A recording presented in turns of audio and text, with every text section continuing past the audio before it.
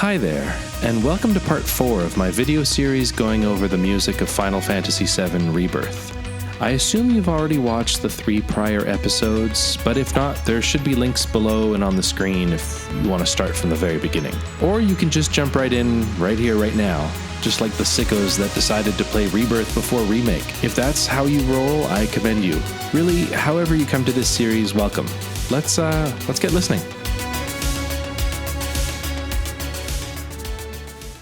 We're continuing from right where we left things off, with Tifa leading her quirky band of Boy Scouts towards a Mako source. Naturally, this track opens with the Lifestream leitmotif, followed by some interesting piano and strings.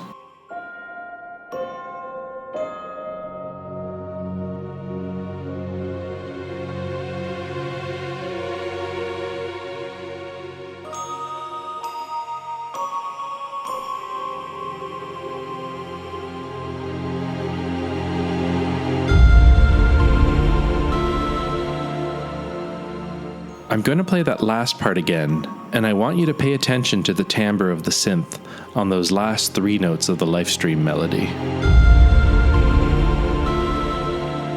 It's a little warbly and has a nice cushioning of reverb around it, right?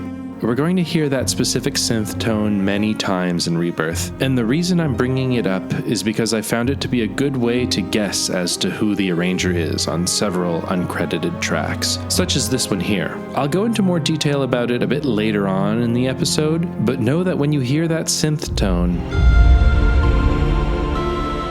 you're probably listening to a Shotaro Shima track. Lastly, a cello playing a new melody guides us through the cutscene, occasionally weaving in the Lifestream melody for good measure, before a brief tease of the Shinra Inc. motif.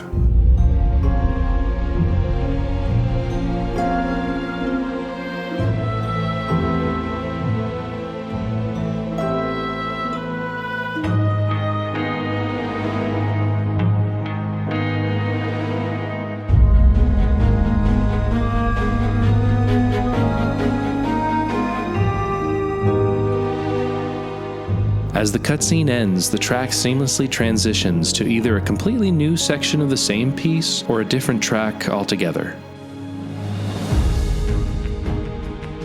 They flow into each other perfectly, and whether or not this is a separate track, both are clearly the work of the same arranger. For clarity's sake, I think I will keep them separated, but I could see it going either way. This is another strong exploration track, once again likely by Shima. The violin lead that guides us through the verse sounds fantastic.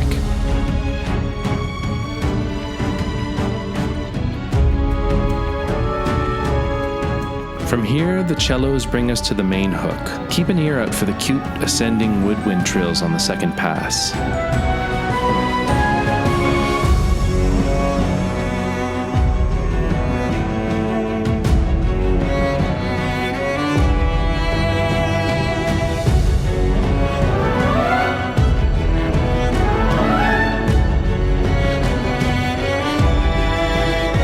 To my biased ears, this sounds quite clearly like not just a Shotaro Shima arrangement, but also a Shima composition. I don't think it's as catchy as the quite similar track of his I showcased in the last episode.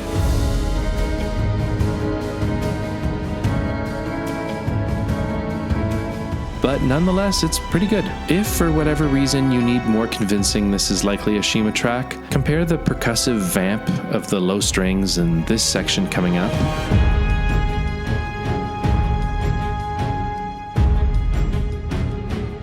To Shima's work on the fantastic The Day Midgar Stood Still from Remake.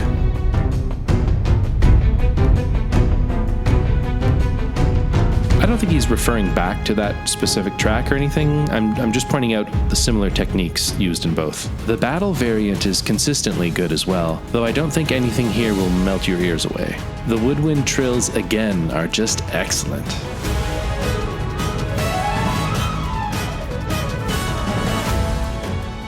As we get a bit closer to the reactor, we return to the Mako reactor tracks from Remake I mentioned last episode, Maze of Scrap Metal and Critical Shot.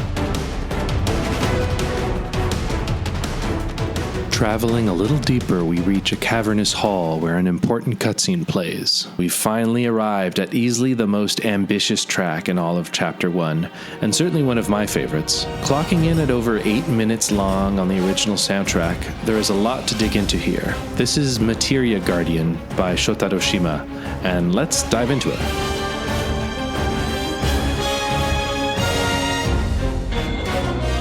The titular beast loudly makes its presence known, and a bombastic orchestra cheers it on.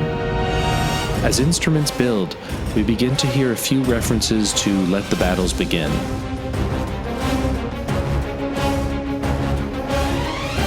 The track dramatically builds and builds, leading us to something hopefully big and epic. But as the cutscene gives way to our very first boss fight in Final Fantasy VII Rebirth, we are presented with one hell of a swerve.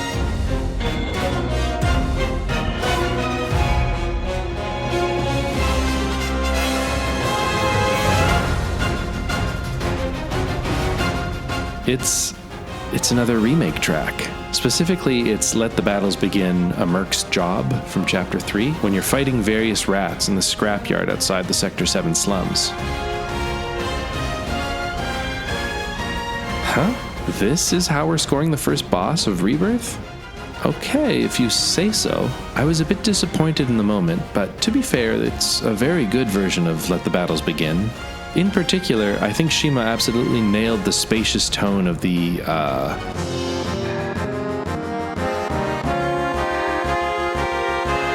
What even is that? Like that metal pole hit, you know? I really like that sound in the original, and in a lot of versions of Let the Battles Begin, they don't include that ping or that tong, and he does it justice in A Merc's Job.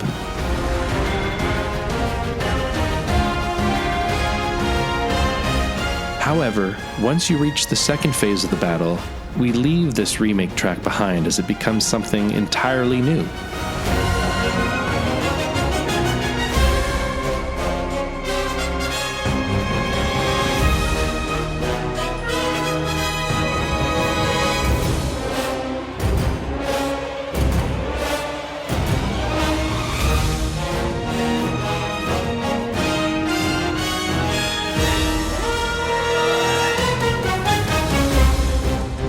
With the cutscene transition done, we get to verse 2, which is a fun new variation on Let the Battles Begin, with an occasional choral chant coming in and out. You can hear a bit of Those Chosen by the Planet here too, as the track's second main leitmotif begins to reveal itself.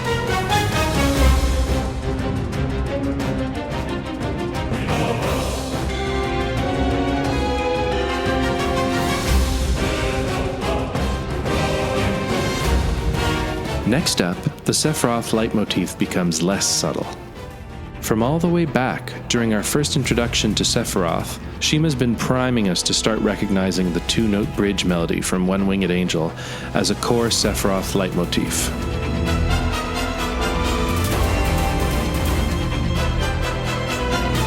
So at this point, when you hear those notes, the association with Sephiroth should be fairly clear. Also, this part from Those Chosen by the Planet has never sounded as exciting as it has in this chunk here.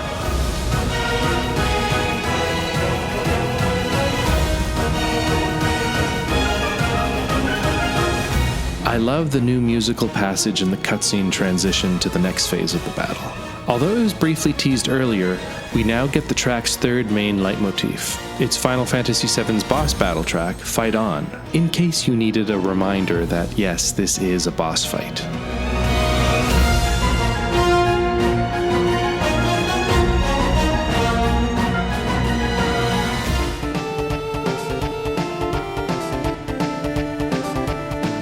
After that, we get a particularly ominous version of the Final Fantasy VII main theme's main melody.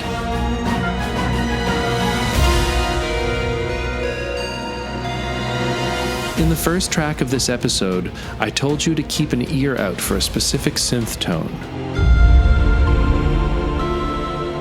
Here it is again, used to great effect. You'll hear this specific synth tone throughout Rebirth, but the first place I heard it was during the flopped Battle Royale game Final Fantasy VII: The First Soldier.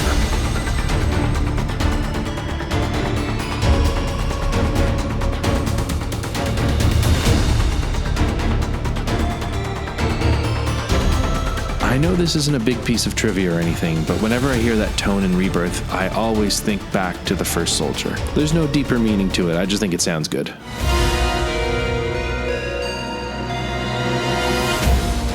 Things are really ramping up in this phase of the battle as we weave between fight on and let the battles begin.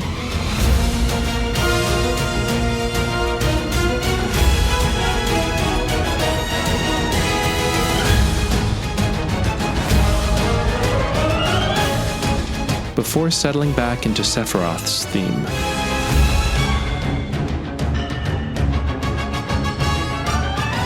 Next, the harrowing counter-harmonies and the electric percussive layers crank up the urgency. Shima loves throwing in this sort of electric rhythm section when he needs to further elevate the energy of a track, when a track is already sonically just about at its bursting point. This is already a very rich, full mix, and yet he still finds these little frequency pockets to insert more texture without it feeling too cramped. It also makes the contrast of what comes next that much more effective, as he pulls back just about everything but the strings and some low choir for maximum impact.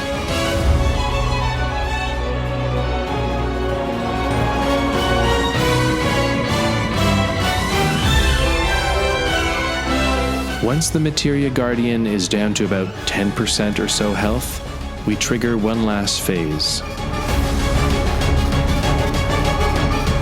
Here, the urgency is palpable as we loop this relatively short musical phrase, the band repeating it over and over, waiting for you to get that final hit in. It's an electrifying section with so much tension just waiting to pop. Landing the killing blow triggers the ending cutscene, allowing this enormous track to finally come to an end.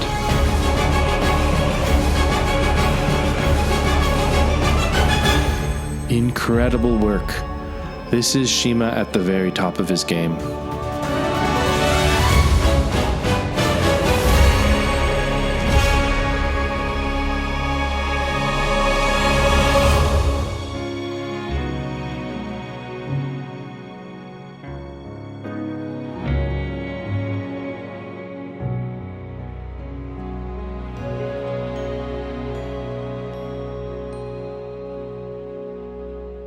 As Cloud finishes recounting the super badass fight he absolutely took part in, we get another new version of anxiety, the third one so far this chapter.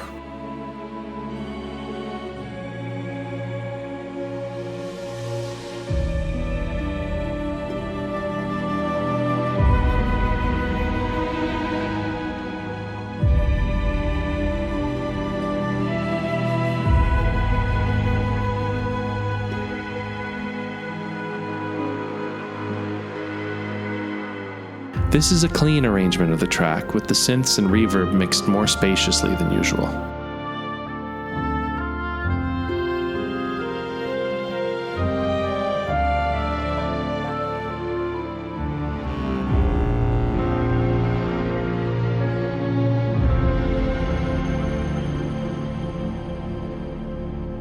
With that cutscene out of the way, a new, very eerie track starts playing.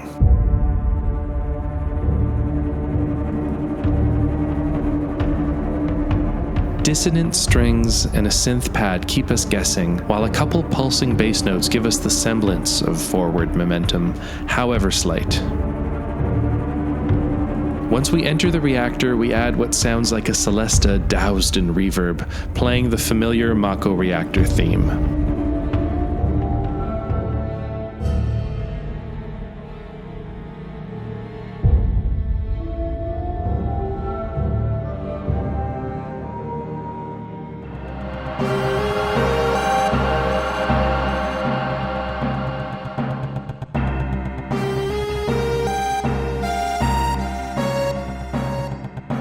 Once we reach the basement, darker elements of the rhythm section fade in.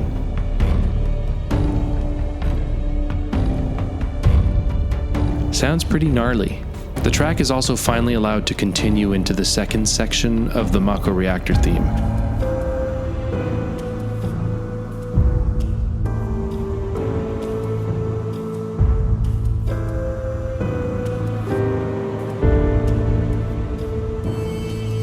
Heading even deeper down into the reactor, the arrangement fleshes out some more with an electric guitar and another brief cameo from my favorite synth tone.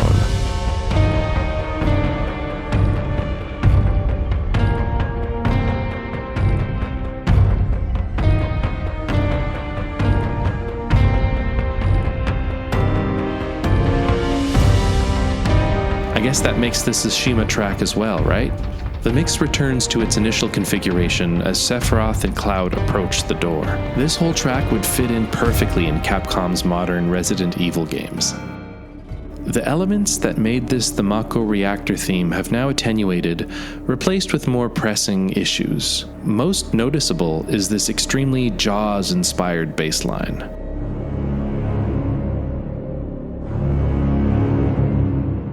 But if, like me, you know your Sephiroths more than your Spielbergs, what came to mind first when you heard those bass notes was the opening of Beyond the Wasteland from the 2005 movie Final Fantasy VII Advent Children.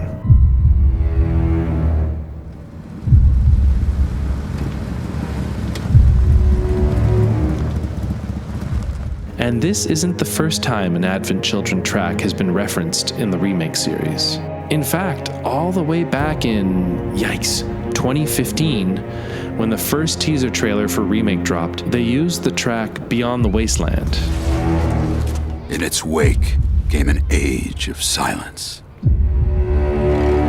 Playing a track from Final Fantasy VII's sequel movie in the teaser trailer to the allegedly lowercase r remake of the original Final Fantasy VII seemed like an odd choice at the time. But by now I think most people who played Remake realize the real bait-and-switch nature of Final Fantasy VII Remake. In other words, the title is not pronounced The Final Fantasy VII Remake.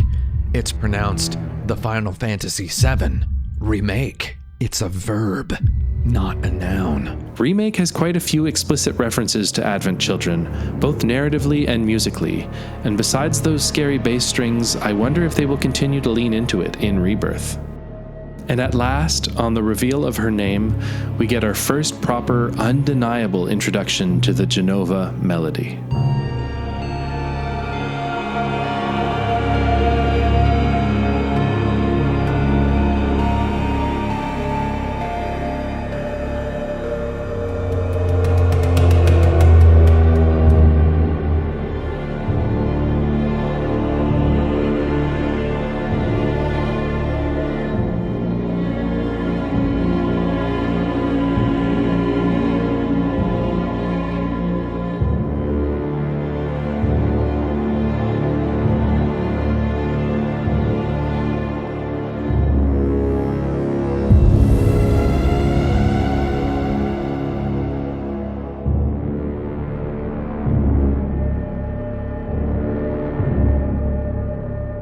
The last track for today is arguably a continuation of the last piece, since we start in the same key with a very similar pace. It is, however, separated by a good minute-long silent break in the score, so I'm considering this the beginning of a new track.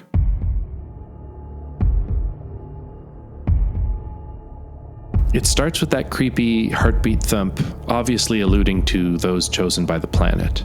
But while Sephiroth's leitmotif is implied, the 800-pound alien in the room is once again addressed as we hear the memorable bass line from Jenova's theme.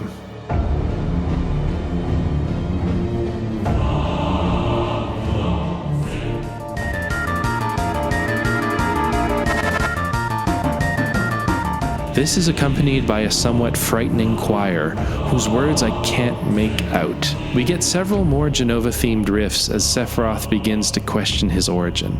My favorite synth shows up once more, so unsurprisingly, this is probably Shima again.